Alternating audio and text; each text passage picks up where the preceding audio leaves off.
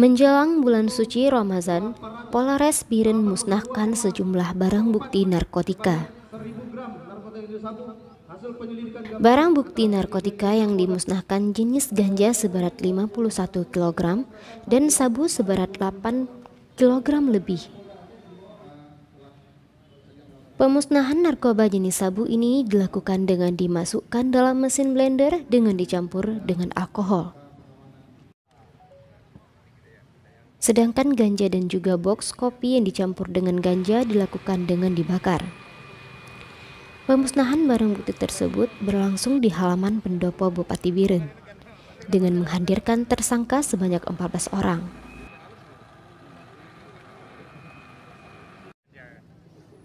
Pemusnahan barang bukti tersebut dihadiri oleh Bupati Biren Muzakkar Agani, Ketua DPRK Biren Rusyidi Mukhtar, Kepala BNNK Biren, dan Forkompimda Kabupaten Biren.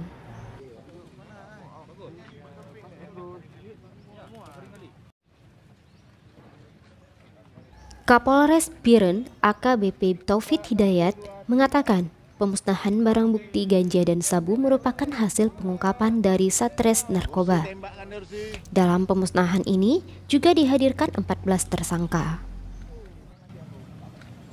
Hari ini kami bersama Forkopimda, Bapak Bupati pimpin langsung kembali memusnahkan tindak lanjut dari 352 kilo yang kemarin kita ungkap. Hari ini menjelang bulan puasa Ramadan untuk memastikan kesucian di bulan Ramadan 1442 Hijriah, telah memusnahkan 9 kilo sabu, 51 kilo ganja dan beberapa box kopi yang dicampur oleh ganja. Ini alhamdulillah saya sangat senang sekali.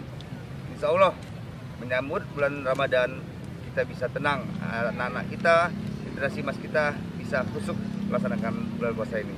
Masih 1, 2, 3. Oke.